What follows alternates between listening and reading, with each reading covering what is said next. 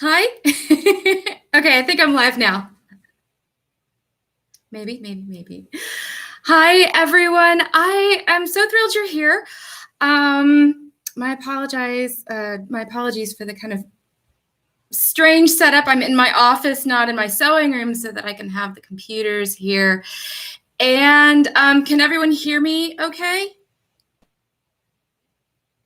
Oh, okay, great. Let me grab my Sprite here. So I'm really excited you're here, and I'm really excited to get started with this.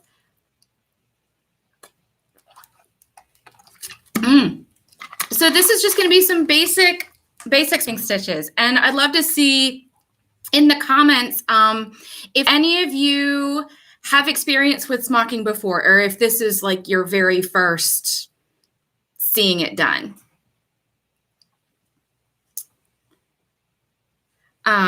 So I will be watching the comments for that. I'd love to hear if any of you have experience with smocking before. Yeah, so this will get really fun. All right, let me pin. So I'm logged into two computers at the moment so that you can see my camera. You can see me as well as my demonstration camera. So one quick second while I get this just kind of worked out. There we go. Okay. So first I will show, we'll just talk a little bit, and then I will start into the demo itself. All right. When you do things by yourself, it takes a little bit longer, doesn't it? Okay, I think you should be seeing me. So we're going to be talking about smocking, and sorry if this is redundant. I apologize. I just need to get my computer in place, and it's a little bit hard to test run this. You have questions about? Okay. So I appreciate that so much. So smocking, if you didn't have a chance to watch my video from yesterday, smocking is basically you see my cat coming up to say hi. Smocking is basically the process by which you're manipulating fabric and holding those manipulations in place with various stitches. And that can be done decoratively. It can also just be a completely hidden utilitarian stitch, okay? What I'm going to be showing you today is what's often called English smocking, where it's generally the decorative stitches on top of these very tightly pleated pieces of fabric. So I want to start off by just mentioning a couple resources that I think are really helpful. They're my favorite books to go to for questions. They can be a little bit difficult to find these days, but I'm not sure if they're currently being printed or if you can, but I'm sure you can find a used copy. And it's an entire series of books by Country Bumpkin. Country Bumpkin is the company name. And if you're familiar with smocking and you know Australian Smocking and Needlework magazine, it's the same company. But this is the absolute best guide, the A to Z to smocking, because it literally gives you a pictorial guide on how to do any specific stitch that you're looking for, whether it's decorative or not. It's just a really fantastic source to go. When you have any questions or when you just want to refresh your memory, it's really helpful for both of those. The other one is the A to Z sewing for smocking.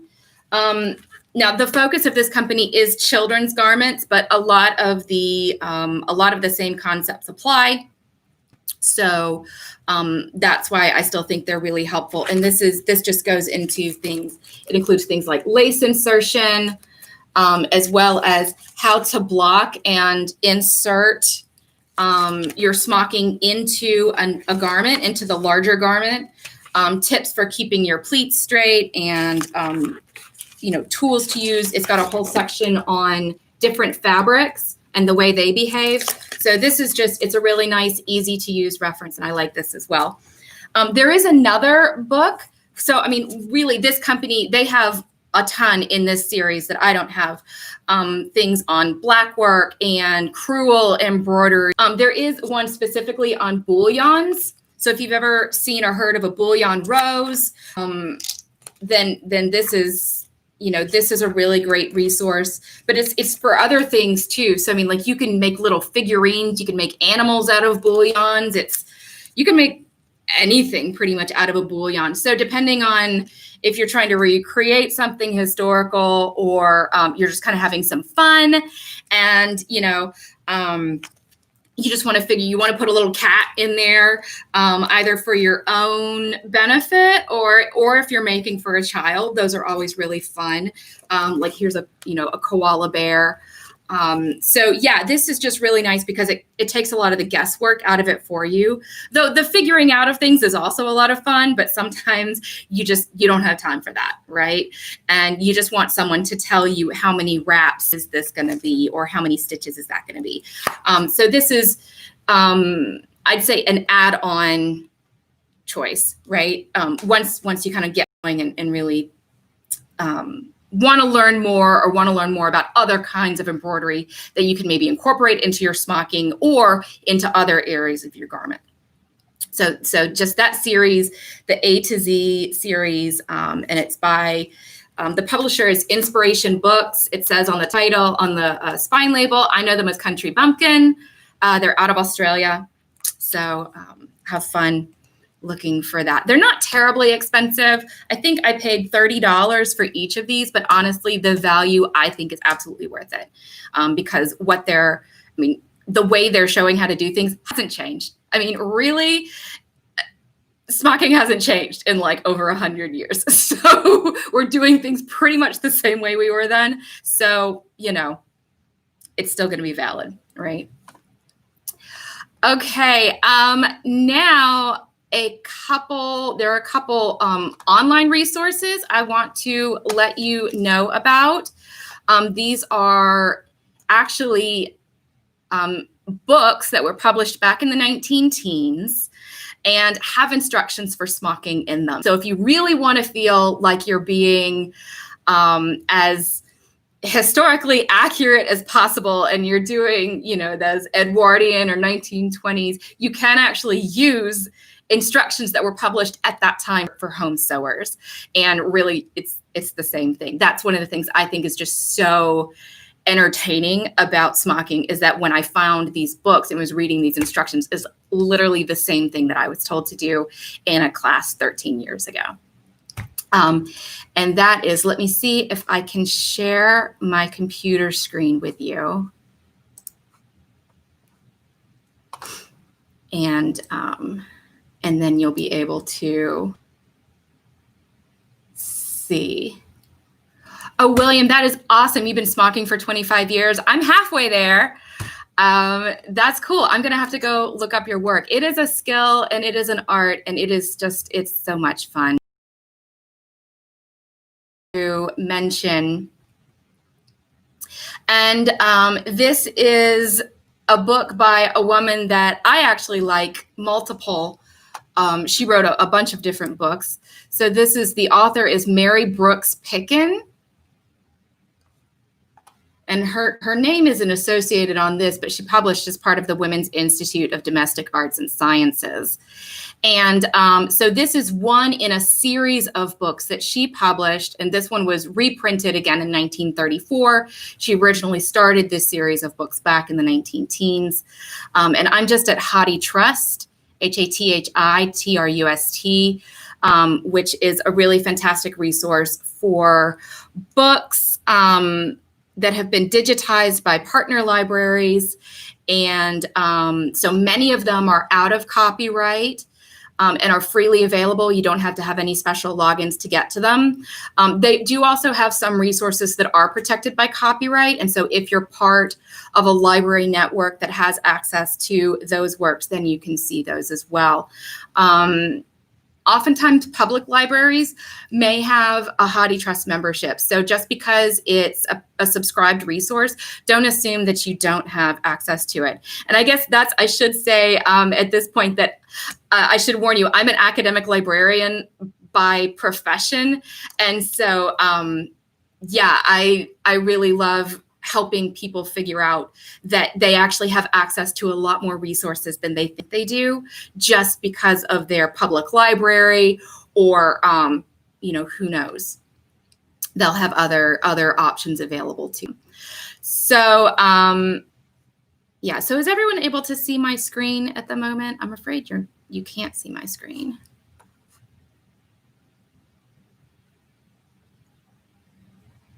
Okay. I'm not sure if you can see my screen or not. If you're not able to see my screen, okay, yeah, you can only see my face. All right, thanks. Then I will put the links to these books in the descriptions for after this live is done and it's up permanently. Then I'll put the links to these books. Both of the books I'm about to mention are freely available. You don't have to have any logins to get to them, but they're just so you can check them out kind of in your own time.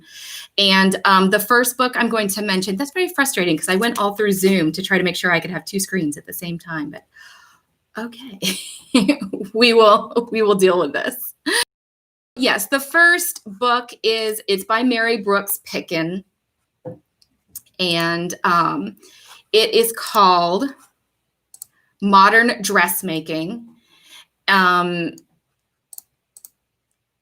me make sure. All right. Now I've confused myself. Hang on one moment. It doesn't take much to confuse me. Okay, all right, here we go. So the author is Mary Brooks Picken. The title is actually, I'm using it with a different book. The title is actually Decorative Stitches and Trimmings. And this is an entire volume of books. In fact, this is another one that's in the same series. And so you can see it's a pretty substantial book, these titles in the series. And it's entirely, it's just this entire encyclopedia of stitches for women to know how to do at home. So if you can kind of think it's like the A to Z of smocking, but for all sewing. So this is a really neat book. And I think it's just fantastic to be able to learn to sew the same way that women at that time were teaching themselves how to sew from these books that were then sent out, or from newsletters that were sent out by these Women's Institute of Domestic Arts and Sciences. So this is Decorative Stitches and Trimmings. And let's see. And there is a whole section on smocking in there. If you're curious, it starts around page 28. It talks about how to pleat the fabric as well as how to do the basic stitches. So if you want kind of a nice basic reference, then this is actually a really cool way to have a nice basic and free reference. All right, the other title that I'm going to mention here is, let's see, where did it go? It is called The Dress You Wear. And it is by Mary Jane Roe, R-H-O-E. And again, for people who are just joining, I'll have the links to these two books in the description box once the live is done and up permanently. And so this book, The Dress You Wear and How to Make It, it was published in 1918. And this is quite interesting because it has two kinds of smocking in it. One is called honeycomb smocking, which you'll see. It's a little bit of a different stitch. You'll see honeycomb smocking a lot in the 20s. You'll actually see it a lot in modern garments as well. but it's not the same as the English smocking that I'm about to show you. But then this is the thing I think is neat about this particular book, is that it then actually has a grid of dots printed for you. So if you're going to be picking up your own pleating threads, so if you're going to take a needle and pick up your own threads instead of using like a mechanical pleater, they've actually printed a grid of dots for you so that you can just trace it off instead of having to do all the math yourself. So that's kind of, I think, a fun thing as well. And both of these books suggest that you either draw out this grid to pick up your dots or use gingham fabric. So gingham fabric, if you can find it with like a 1/4 inch check on it, then that's a very nice and easy way to be able to know that you are evenly picking up pieces of fabric. And I'm not going to cover how to pleat the fabric. If you're interested in seeing how to pleat fabric using a mechanical pleater, which is what I call, the pleating machine, I have a series of videos on my channel that you can go back and kind of see how that works. I'm a fan of using technology when it's available to me. So I'm not gonna talk about how to pick up the pleating here, but one thing I will say is that you do want to be a bit strategic about when you're going to have smocking in a garment. You want to be a bit strategic about where it is. So for instance, if I'm just going to be putting in a tiny section, like right here, I was just putting in a tiny little section of smocking, nowhere near a seam, which at my shoulder there would be, but say I wanted smocking here for some reason, and it's nowhere near a seam, it's nowhere near an edge, and it's just going to be like maybe 5 pleats wide, that is going to be easier for me to hand pleat than to put this entire strip of fabric through a pleater and then risk having holes be left when I pick the gathering threads out of the rest of it. So sometimes you do want to be a bit strategic.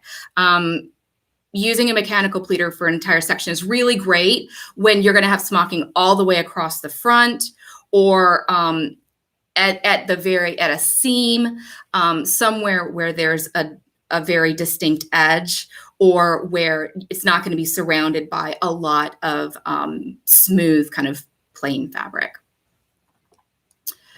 So that's just a little bit about the history and where you can find some really, really neat guides on how to embellish smocking specifically, but generally they have a lot of other embellishment guides as well. Okay, so now let me see if I can change my camera. This is going to be fun, guys.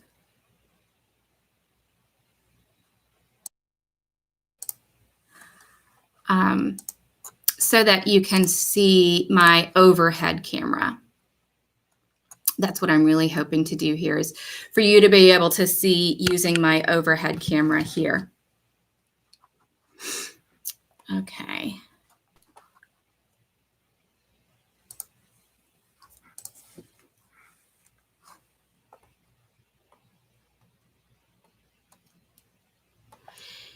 I will also say, if you're interested in learning more about smocking tools, or you're looking to purchase smocking tools, the first thing I would recommend is seeing if you have an heirloom sewing store in your area.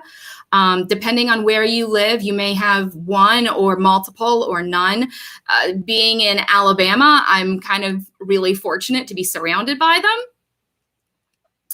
them. So, I always suggest that people purchase locally first, but if you live in a place where there is no heirloom store, a lot of them do have online ordering.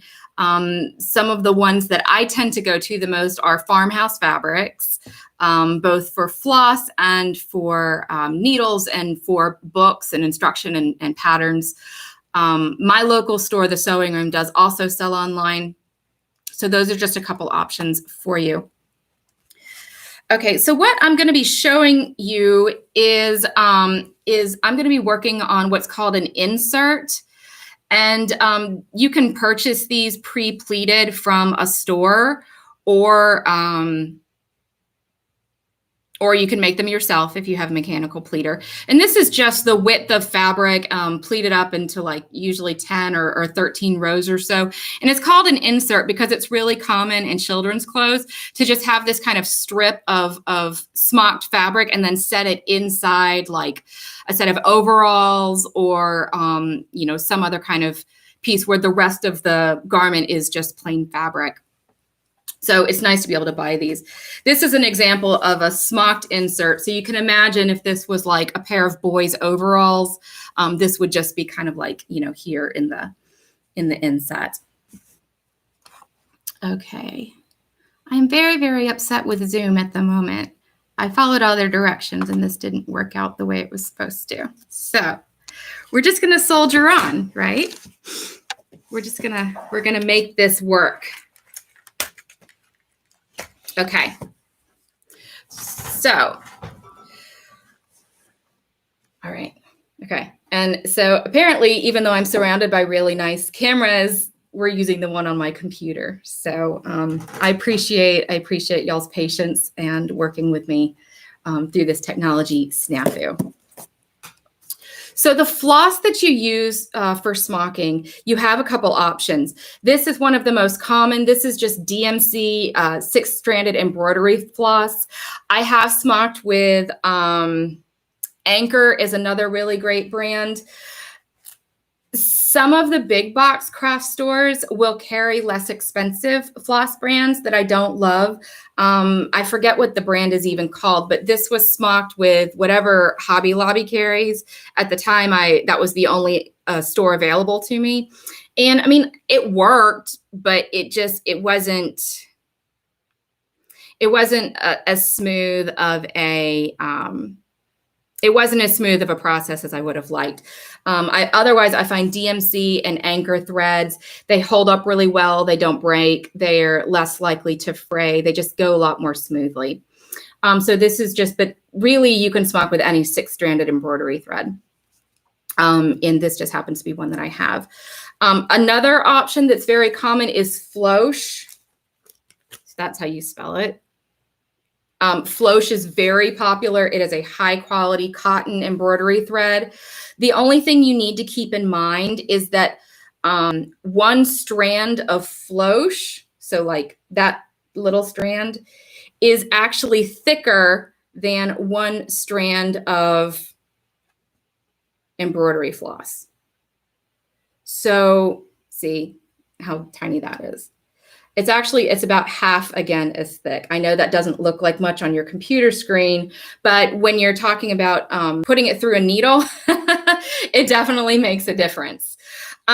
So generally when I'm doing geometric smocking, I'm going to be using 2 or 3 of these tiny strands of the DMC tiny strands, or I'll be using 2 of Floche.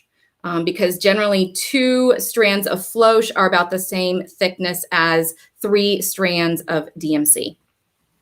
At least that's been my experience. If you want very delicate work, you can only use 2 strands of DMC or 1 strand of Floche, but just be aware that means that if there's any wear on that thread, there's nothing backing it up to hold your pleats in place. And so I would hate for anyone to do a lot of smocking and then have their threads give way and all the pleats drop. So that's just, that's a reason to invest in high quality embroidery threads, and another reason to, have at least 2 strands going through. So the next thing that you do to prepare is what's called stripping your threads, which sounds so fun, but it's really quite simple. So you generally, you start out by taking the length of thread that you're going to use for that pass, for that smocking. It's generally recommended that you take about 18 inches at a time. A lot of the recommendations say if it's more than 18 inches, you're more likely to knot it. And obviously that's not fun. You know what? Let me try something real quick. Did that help my sound get better? at all? I took my lavalier mic and I plugged it directly into the computer. So tell me if that made any difference at all in the audio. Because unfortunately, once I've gone live, oh, great. Okay. Yeah, once I've gone live, YouTube doesn't, at least not that I can find, it doesn't allow me to get back into my settings saying which camera and which microphone is being used. So yeah, we're going to have to work on that for next time. All right. So yeah, let's get back to stripping threads, which sounds like a lot of fun, but it's really easy. Yeah, so they recommend that you use 18 inches of floss at a time, just to prevent tangling and prevent knotting. I'm going to tell you on my favorite secret, though, that I do. And this isn't a secret. I mean, okay, I'm going to be really, really upfront here. I'm talking about the basics of smocking. So if you have been smocking for a long time, I'm not going to have any unique insights for you. Like, I haven't made up anything new. You know, literally, I've shown you books that teach you this from 1918. So, you know, this is just hoping to give you some exposure if you didn't know or don't have access to an heirloom store or have never seen this done. So there we go. All right. So this is my favorite tip. So especially if you're doing a large neckline. So like, actually, I can show you, because I have a blouse right here. So say, for instance, that you're working on a blouse or any large garment, and you've marked off where the middle of your garment is, which you need to do to center your design. What I'll do is actually I'll take a double width of fabric or of thread. So I'll take like about 36 inches of thread and pull it halfway through that middle pleat. And then I pleat to the right with 18 inches and tie it off. And then I pleat to the left for 18 inches and tie it off. And what that does is it actually prevents me from having two more knots in the backside of the middle of my fabric, which makes it a little bit smoother and a little bit less harrowing for me. So that's just a really nice little tip, is that you can use a double width of fabric and pull it through your pleats and then work one way and then go work back the other way out from the middle. That's the way I like to smock pretty much everything, I think. I prefer to smock from the middle out on either side. Okay, so the way that you strip threads is you take whatever length you need and you cut it off with just whatever kind of scissors you have. And then you kind of floof the ends, right? Until they kind of start coming apart, right? And this is literally what stripping threads is. This is all it is that you take one of those single little threads, you hold on to the rest, right? So they're just pinched in between my fingers. And then you just pull this out so that you have a single little sub strand of thread. And then you do that again with another one. And you can just strip out the number of threads you need at that time. You can go ahead and strip all 6 threads apart, and so that they're ready for you. It's really kind of up to you. And then you take those, in this case, 3 pieces of thread, 3 strands of thread, and then you bring them back together. And I know this might seem like a strange thing to do, but what it does is it kind of fluffs up the volume of the stranded thread. So here they're very compressed together from the manufacturing process and from being wrapped around my card. But now I've kind of fluffed them up a little bit. So it's a bit like brushing your hair upside down and then flinging your head back, and all of a sudden your hair is much floofier than it was before. It's a bit like that. So I guess you can kind of say it's like 80s-ing your embroidery thread in a way. But so then you've got, your tip, and I always lick it because that's me. If you want to use a needle threading aid, there are lots of them out there. honestly, my eyes are probably getting to the point where they would appreciate if I used a threading aid, but at the moment I don't have one. And then you have your needle here. I am using, just so that you know, a number 7 darner, and this particular brand is Richard Hemming and Son. These are just the needles that I like. I really like the number 7 and number 8 darning needles. They have a really nice wide eye, but this is a very good quality needle. I don't think I've ever had an embroidery needle break on me. And they don't rust, and they're pretty cheap. I get them in big packs from Wawak.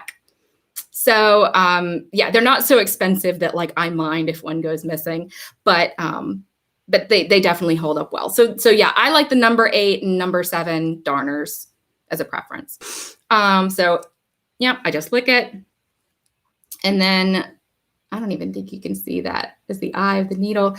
I actually have, just so you can have a comparison, if you're not familiar with hand sewing needles, let me open this pack because I have some Milners here as well. And I wish if my document camera was working, I'd be zoomed in and you could really see the difference. But let's see if you can see the difference there. Let's see if that'll focus.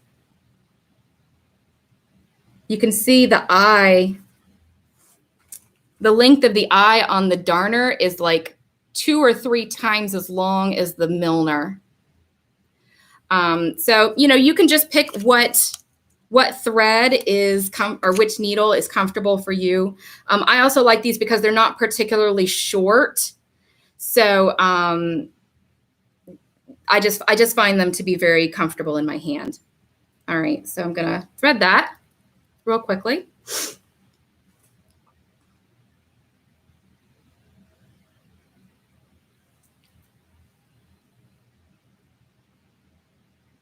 Maybe not so quickly. All right, I'm gonna cheat because I have some pre-threaded.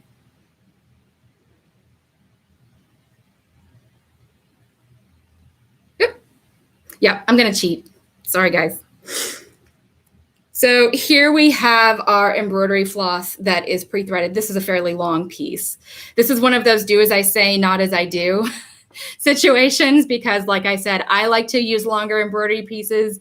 I'm just used to it. I haven't found they tangle, but the recommendation is that you start with 18 inches, 12 to 18 inches, and then you can kind of go from there as you feel familiar. Okay, so when we're talking about smocking designs, it really kind of comes down to, really you could say 2 stitches. And then everything else is a variation or a combination of those 2 stitches. And the first one is called a cable stitch. And so a cable stitch is, on this example, you can see a cable stitch is just that horizontal line right here. And it's just, you're just going pleat by pleat so that you've got one cable, one up cable here, and then one down cable here. And then they just chain together like that all the way across. Okay, so I am seeing Erica has a quick question. Is smocking commonly used in some periods rather than others, or economic classes? So that's a fantastic question, and it's a really interesting answer. Yeah, if you have time to go back and watch my kind of passionate essay on the history of smocking in fashion, I recommend it. But just as a quick answer here, smocking actually started out in laborers' garments as a way to control fullness in their fabric and provide elasticity.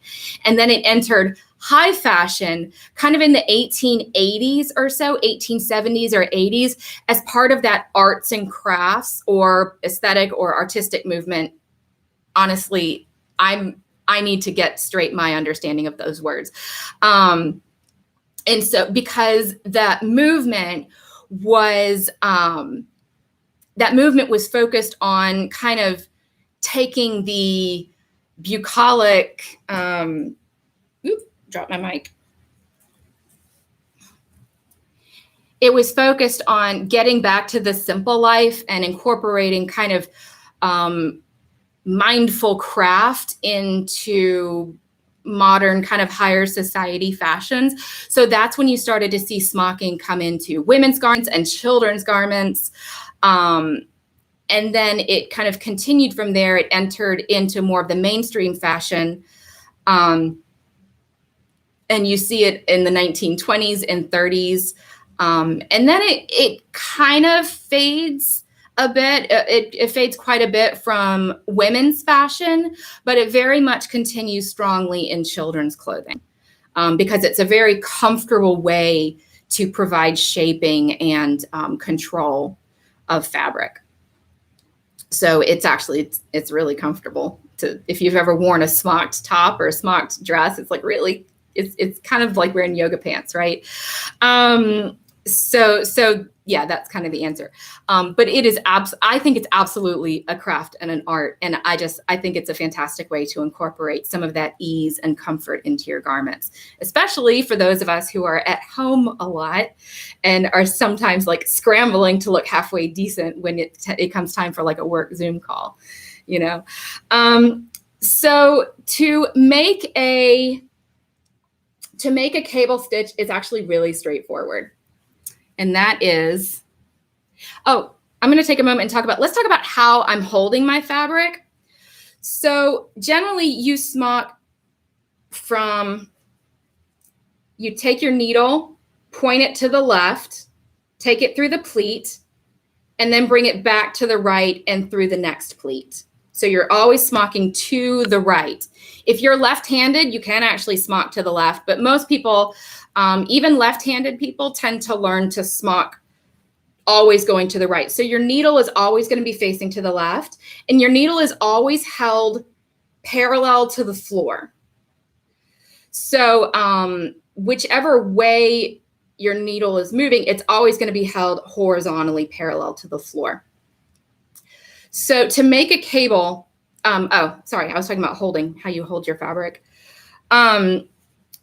Some people like to hold it flat in front of them. And in fact, some people will even pin it to a blocking board. So like, for instance, here, I have a pinnable board so that they hold their pleats in place. So like, for instance, what they would do is say, okay, I need my pleating section to be, 5 inches wide. So I'm going to use pins to hold it in place. And that way it's going to control my tension for me.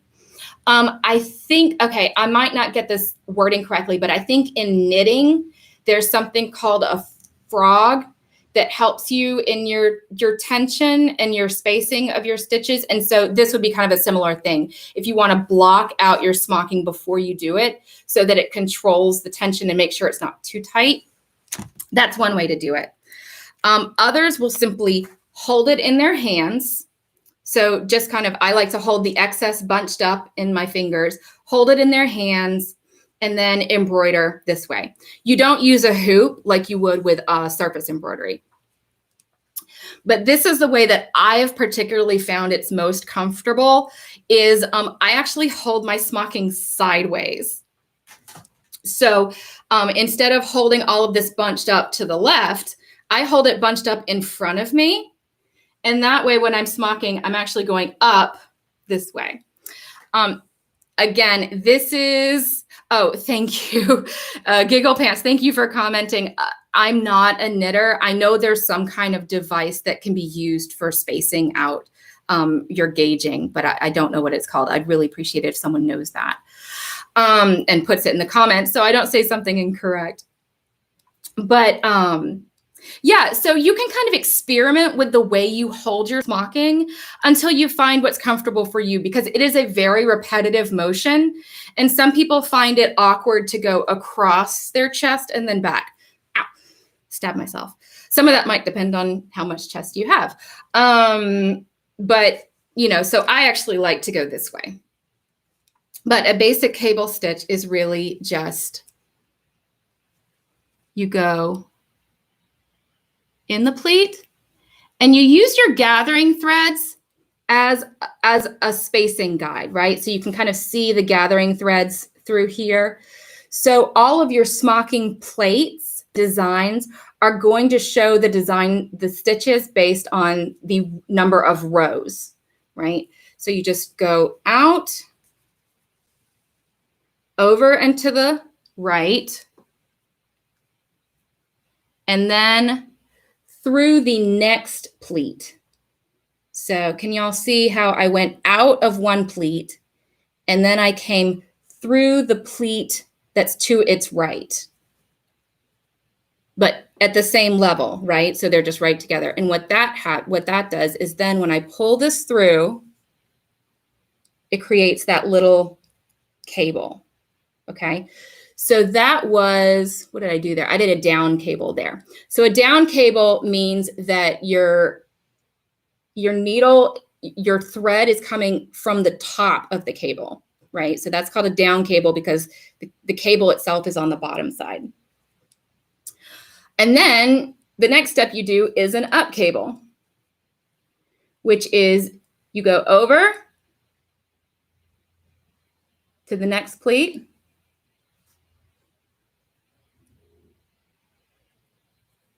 pull that through. And so now that little cable is stacked halfway on top of the first one. So you have a down cable, I can't get my hand, a down cable, and then the up cable, and they're on either sides of that pleat just like this, okay? So it's just, it's a nice little interlocking pleat. And then you just keep doing that over and over. And I love smocking because it's nice, it's repetitive, it's soothing. And so like I said, I like to hold my smocking sideways. So I'm actually going up. And you'll notice if you accidentally, so let's say for instance, I do 2 down cables together. So I just did a down cable. And let's say I do another one again. It's one of those things that like doesn't feel like it makes sense to you until you do one incorrectly. And then you're like, oh, that looks kind of funny to me. So I just suggest that you get some pleated fabric and just practice. All right, so the next step, that's a basic cable. The next step is called a wave stitch or a ladder stitch, or there are lots of different names for this next stitch. And it is literally, it is the same thing. So your needle is always coming out of the left and then going over to the right and then through the next pleat. But instead of staying at the same line, you're going to move either down or up. And so, for instance, if you're going down, you always want to go down from an up cable so that your thread is already trailing behind you. So if you think about it that way, you always want your thread trailing behind what you're doing, behind your needle. So let's say, for instance, I have a half step wave. And so that means that I'm going to go down to the halfway mark between my 2 rows, okay? So I'm going to go, let's see, let me make sure I'm holding my fabric the right way. There we go. So here, you know, my thread is going down. I like to just hold it out of the way with my index finger here so that I can see the pleat. So yeah, I just like to use my index finger and my needles to kind of hold that excess thread out of the way, even though technically the thread is trailing down. So then I go to the next pleat at the half step mark. So see, my needle is coming through the next pleat. So there's the pleat that I just finished. There's the next one. And I'm halfway between each row, okay? And then you just pull that through.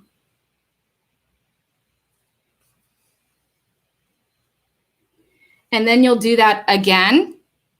So let's say this is 2 half rows, 2 half step rows of a wave. And then I pull that through again. And so now you can see I've moved over. I've moved over, and it's taken me 2 steps to get there. And this is something you want to keep track of, if those are like half step waves or 1/3 waves. You'll see even quarter waves. And then I do another cable to finish that off there. And then let's say you mirror it. So most English smocking, what's called geometric smocking, it's very symmetrical. So you have these patterns that continue over and over again. So I'll just finish this off, and then I'll show you what that looks like when the wave is complete. All right. So here you can see it took me 2 steps to get down to the next row, a cable, and then I mirrored what I was doing, and I did 1 step up, 1 half step up, another half step up, and then another cable. So that is the basic wave or trellis stitch. And then, like I said, those are the 2 basic stitches, and everything is a variation from there.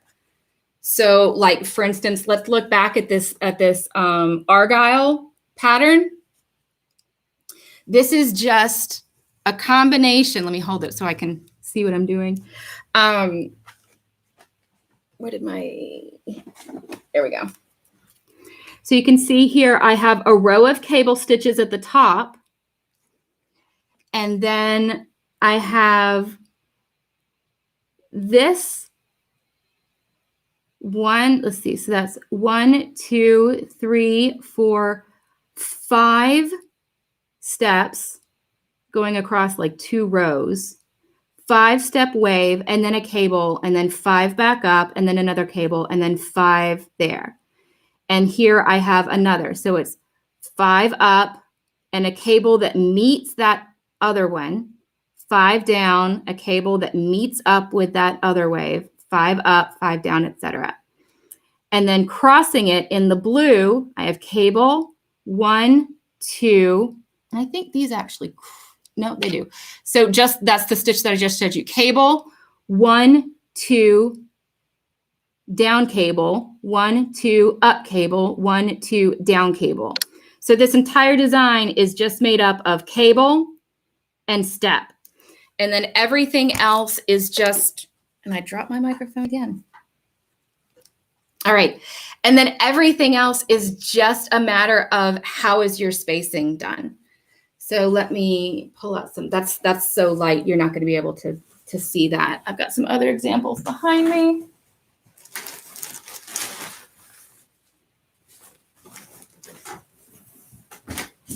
Oh, this is a good one. All right, so here you can see this is pleated gingham. Oh, this is something to point out.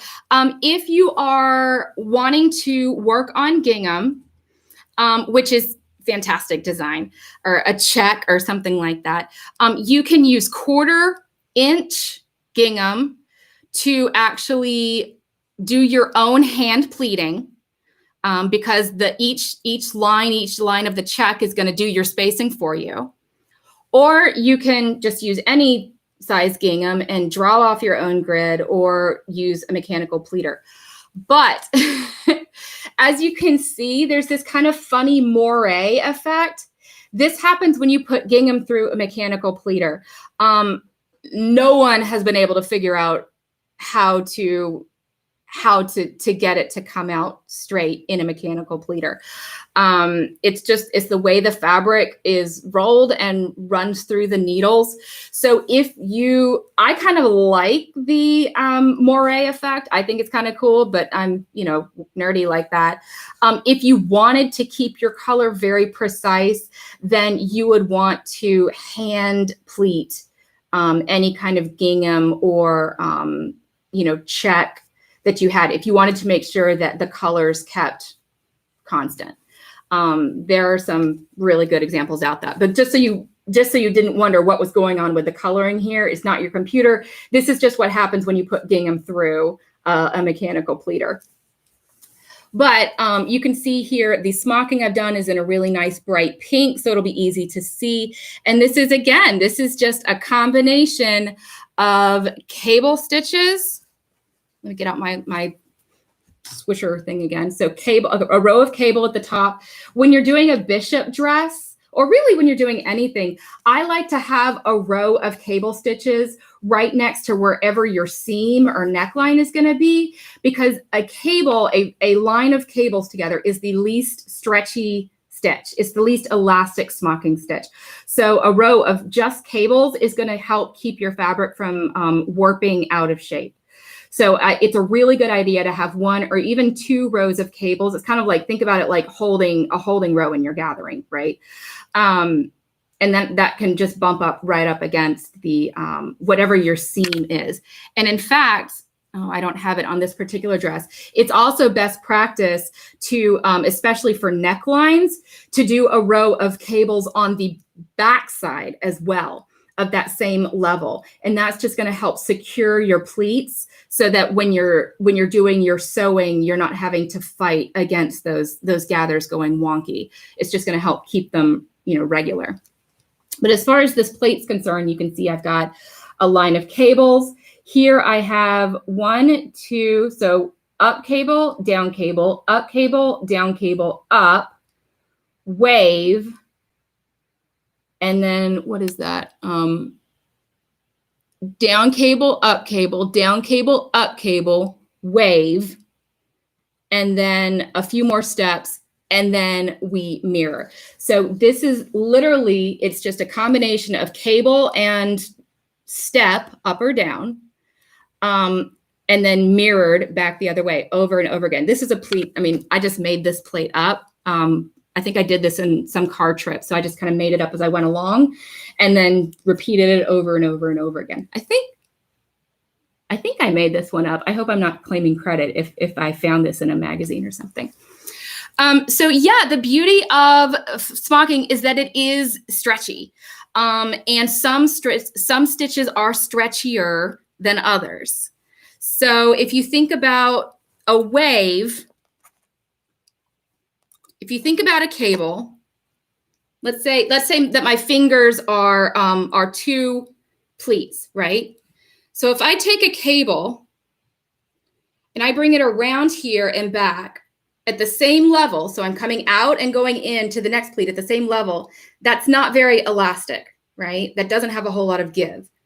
But if I come out at one level and then down to the next level, that's more thread, right? That's more thread than just, I mean, that's just math, right?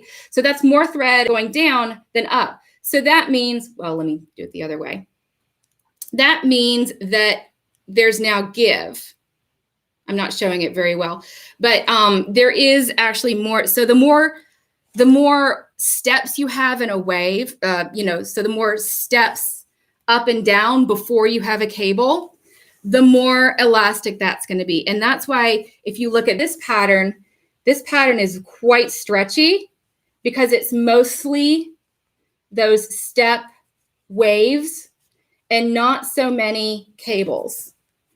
But then when you take something like this, which is actually an example of picture smocking where it's all just cable stitches blocked together, this is like not very stretchy at all. Which it's not supposed to, because if it's stretched, then, it would give way. When you're talking about this especially is important when you're talking about an area where you have graduated control. So let's say, for instance, you're doing a neckline, a bishop neckline, where it's going to be very tight up here, but it's quickly going to need to be quite loose. So you want to keep that in mind when you're making your pattern or when you're finding a pattern, so that if there is any very tight together smocking, it's not going to be down here or on the shoulders, which will then restrict the fabric from being able to stretch how it needs to. And that's the reason often if you look at children's garments, you'll see an insert if there's something that's very tight or decorative, if it's supposed to look like an animal or a choo-choo train or something like that. It's going to be an insert. So the garment is not actually depending on that smocking for any of its movement. That smocking is actually fixed in place. And you'll see this in historical smocking as well. You will see sections that are purely decorative, and then they flare out into the fabric. But you'll also see lots of examples where the smocking is specifically to give elasticity. I think I have examples of both in the video that I posted on Friday, all from the later 1900s. So yeah, it's kind of interesting that smocking can be purely decorative. It can be decorative and utilitarian, or it can be purely utilitarian.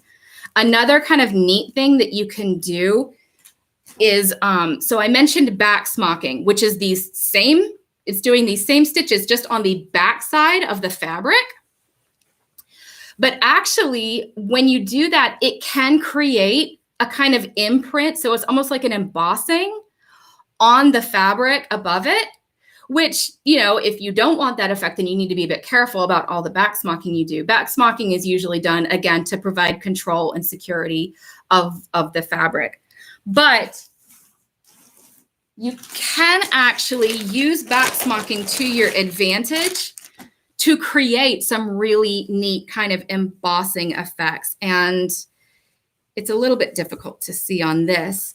But I've done no surface smocking at all. It doesn't come across on the camera, but in person, you can see there's a bit of a ripple in the fabric. And that's just because of the way I did the pattern of the back smocking. So you can see I have cables at the top, and then I have graduated rows in the bottom that give me varying levels of elasticity. So you can actually use that, which in some cases would be a negative. You can use that as a design feature, just depending on if you want some like really subtle texture.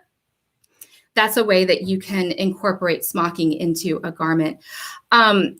A lot of the historical examples, especially the earlier historical examples that I showed, like from the 1830s and 60s, and honestly, continuing on, it is all really back smocking because it's purely utilitarian. And so, for instance, I think I had an example of a fan front dress from the 60s or 50s, and the smocking was only used at the very base where they were gathering that fabric very tightly. And otherwise, you'd never know that it was there. You will oftentimes see examples of smocking used at a sleeve head or at a waistline as a way to ease in the extra fabric. So maybe before they had figured out a smoother way to cut the sleeve head of fabric, or if it was a really puffy sleeve and they just needed to gather that fabric down really tightly, then you'll sometimes see smocking as a way to provide that shaping so that the sleeve can then be set in the arm curve properly. That's one of the common ways that you'll see smocking in historical garments. It's just like little touches of it here and there as a way to just ease excess fabric into a particular seam, right? Okay, so we are at 2 o'clock. I hope that this has been really helpful. I apologize that my Zoom camera didn't work, so I didn't get to quite show you as much detail of the stitches as I was hoping to do. But hopefully this gave you just a tiny little taste of how simple smocking really is. It's one of those things, it's one of like many things in life, right? It's one of those things that you can have amazing complexity that is, but when you break it down, it's really quite simple components that are just combined together in really interesting ways. So let me take a second and see if there are any questions that I want that need to be answered that I didn't answer. So I will show you, for those of you who haven't had a chance to check out my other videos, so I keep my smocking pleater in a Husky bag. Honestly, I love storage I love storage containers from the hardware store for my sewing stuff. I think they're just fantastic, and they're generally cheaper because they don't have like the pink tacks. So this is a mechanical pleater. This is what I call a mechanical pleater, just to differentiate it from a pleating board, which I think Lady Rebecca did a video on how to create your own pleating board for like wider pleats. This is very specific in that it is, you only have one choice of pleat size, and that's because of the brass rollers.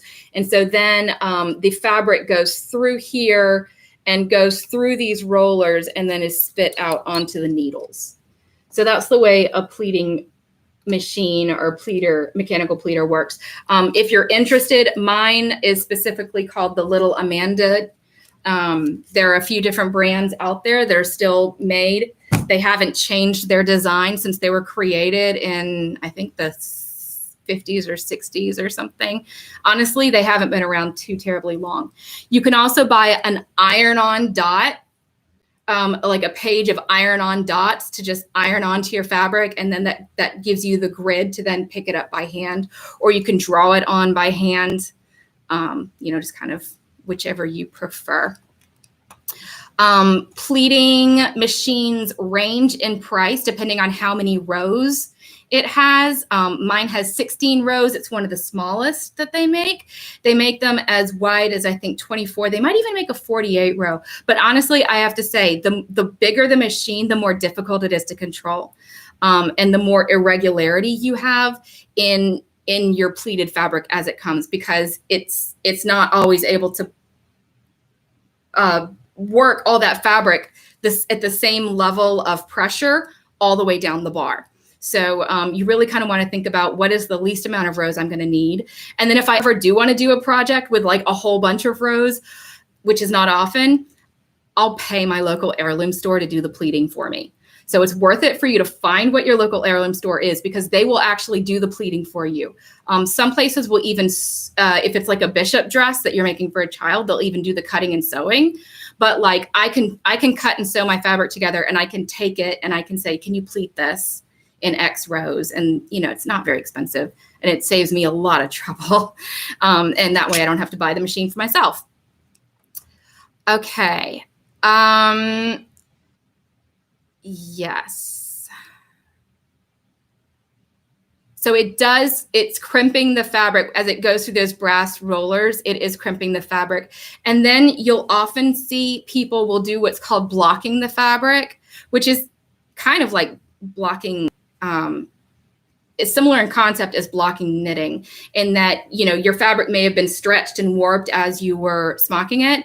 And then you want to kind of pin it down on a board at the right size, and then you'll hold a steam iron over it, and that'll really set those pleats in place, and it'll really set the threads, in place as well. So that's a really common thing to do, either before you do your smocking or after you do your smocking and want to kind of set those pleats in place. Okay. Oh, I love the idea of a hand smock Dorothy costume. That would be awesome. So once you do all of the decorative smocking and you've sewn it into the garment, that is the point at which you remove those gathering threads. So the gathering threads do not stay in the smocking permanently. They're just there to hold the pleats in place while you're doing the decorative part. So yeah, like once this is done and in a garment, the only thing that's going to hold these pleats in place is the surface smocking or the back smocking that I've done. So that's why you want to make sure you use quality threads so that they'll hold up. And really, it is super durable. Smocking is. It can hold up. It can, like, I would throw, like, especially if the rest of the garment was just all cotton, throw it in the wash. It's completely durable. A dress like this, throw it in the wash. Y'all, this was used for laborers' clothes. This is not precious.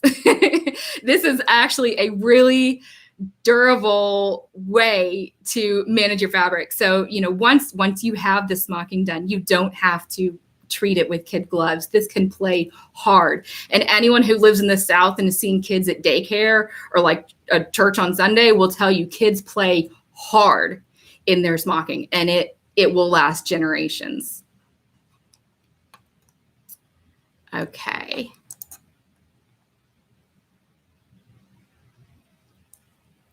All right, I think I got everyone's questions.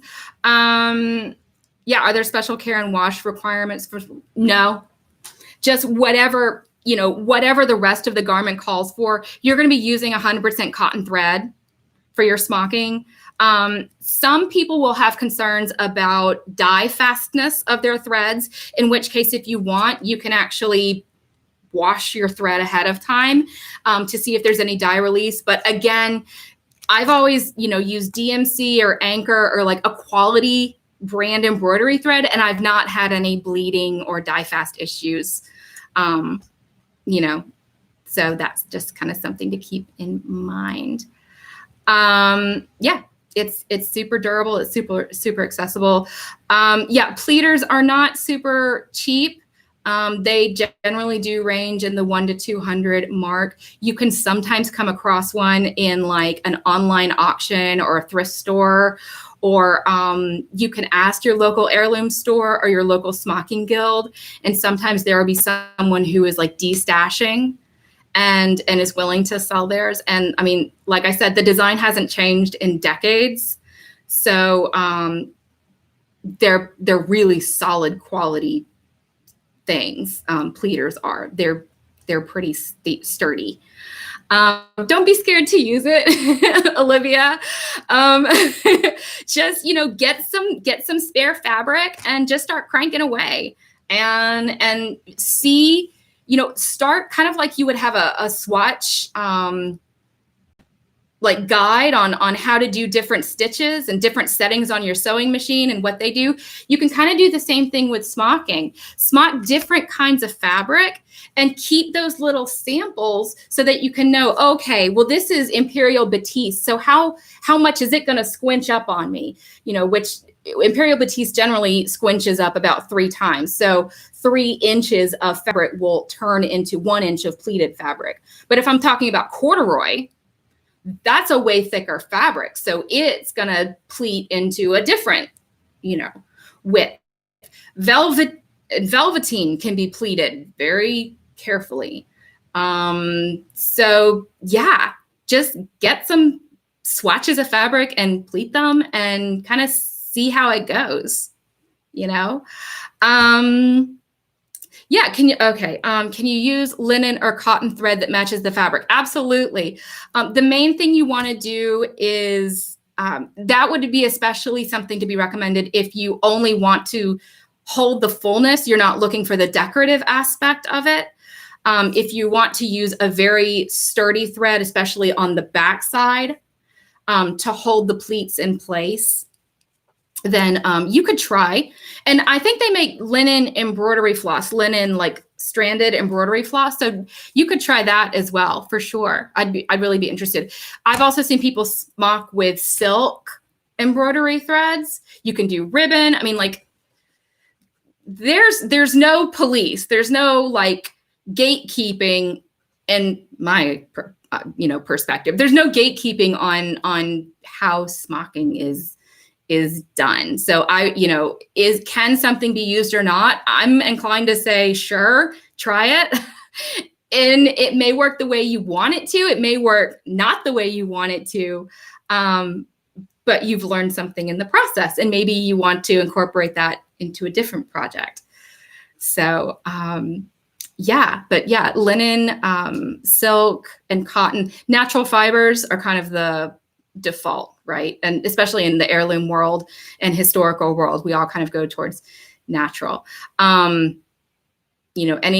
blend fabric, any blend fibers, I don't know how they might hold up.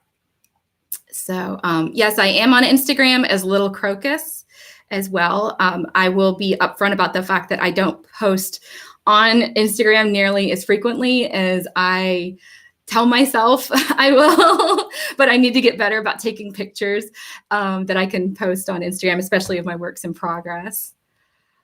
I would absolutely love to do, that's a great idea, Annette.